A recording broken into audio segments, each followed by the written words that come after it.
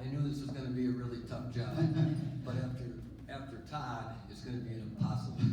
Thanks a lot, Todd. Appreciate it. Tom, if you would, just briefly give everyone an overview of your relationship with Gary, and so everybody has perspective here. Well, I've known Gary since we were together in 5th grade. He was at McKinley School and I was at Wilson School, and we competed against each other in football, basketball, and softball. Knew Gary as a good friend throughout high school.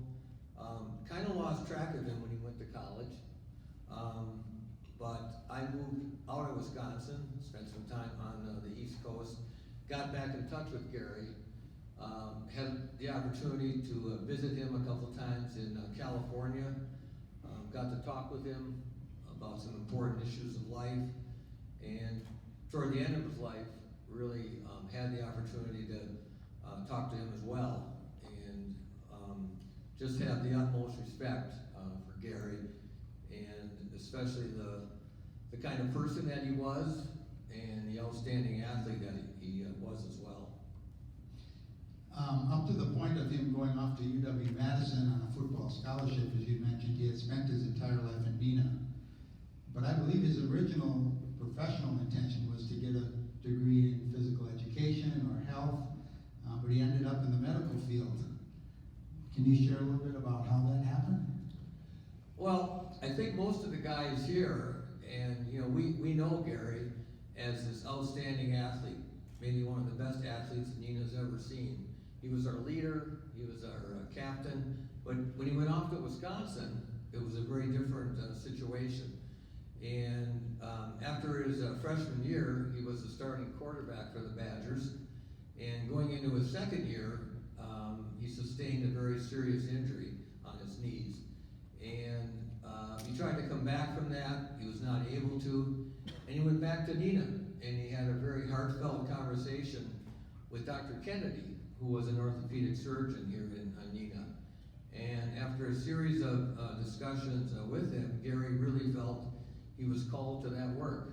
And he went back and he changed his major from PE to pre-med, and he was admitted to the Wisconsin School of Medicine and Public Health, and graduated with his degree in 1975.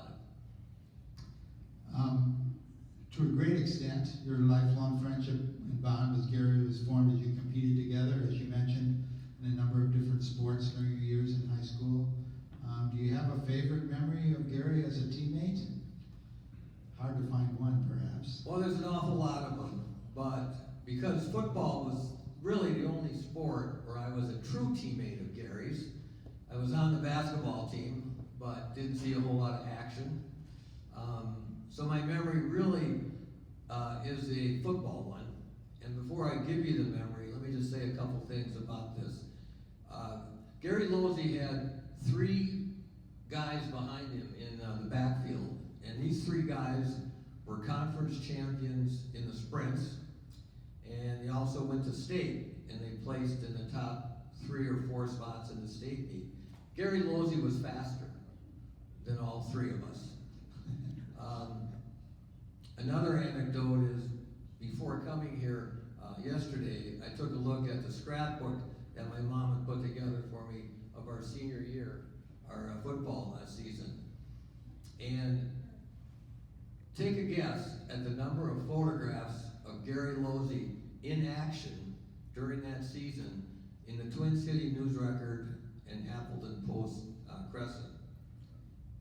None. There were 0 photographs of Gary. Gary was the kind of guy, the kind of leader, the kind of quarterback who distributed the glory. The photographs in the Post Crescent and the News Record were of everybody else, of his backfield, of his ends. He was not in a photograph, and that really surprised me when I went to the scrapbook. The memory that I have of Gary is a memory that I put down in a reading that was done at a memorial service for him. And I'd like to just give you a quick reading of that. I think it's the best way to do this.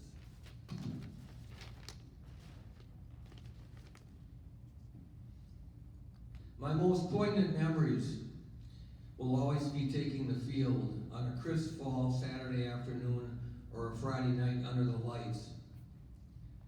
Thrilled to move the ball down the field with Gary at the helm. And maybe especially that final Saturday on a cold, gray November against Two Rivers. 2 minutes left in the game, closing out our final resounding win, locking down the #1 spot in the state. And as always, the starters sitting on the bench for the second half. Out of nowhere, Coach Ben rouses us from the bench with a booming first team offense, get in there. And the joy of taking the field that one last time with Losse in front stays with me to this day. Of course, we scored with 38 seconds left on a pass from number 10, our leader, and very likely the best all-around athlete Neenah has ever seen. That's my favorite memory of Gary Losse. That's amazing. You know, I had a chance to speak with Gary's nephew, Mike, who was originally intending to be here today, and Mike had worked with Gary out in San Diego. And when you talked about how selfless he was, it reminded me of a story that Mike told me about this knee brace that Gary helped develop at Oasis Medical business that he started. And it's the knee brace that all the pro athletes wear now, college athletes, the Don Joy knee brace that you'll see on pro football players. And it was first marketed as the Losse knee brace. And Mike, his nephew, was helping him market this and promote it. And after about a year, they said, we can't sell any of these. He said, why not? He said, because your name's on it, and people are seeing Losse and thinking it says loose. So he said, selflessly, he said, well, my name doesn't need to be anywhere near this. Let's change the name. And it's still the knee brace that we wear today. So that sounds like it's in character with Gary. Very much so. Throughout his life, Gary was an inspiration to many in both his professional and personal circle. What about his life in general, or is there a particular instance that you found to be particularly inspiring?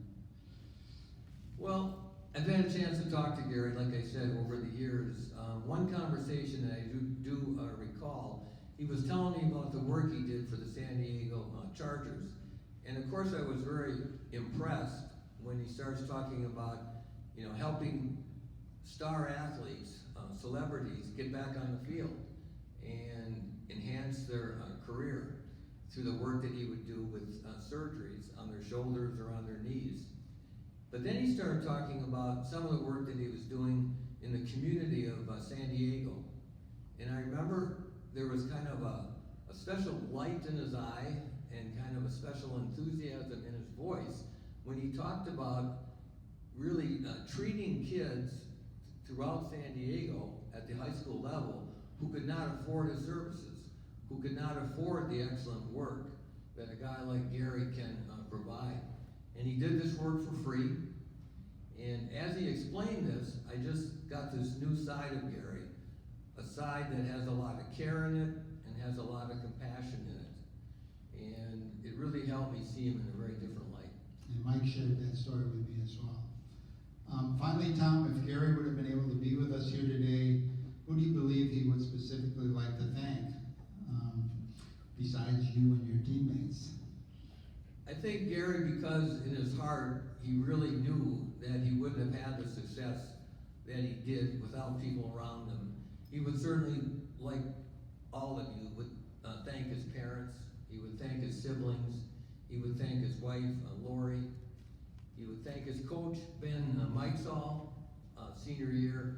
He would thank, that's the guy who's, not that guy, but the guy that Chuck is pointing to. There we go. Thanks, Coach.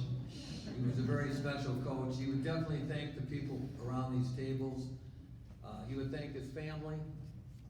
And he would thank Al Long, who was his principal during his junior high years as well as his high school years. Like I said before, Gary is the kind of guy who really knew that people around Thank you, Tom. You've honored Gary very well here today. Congratulations as you represent him.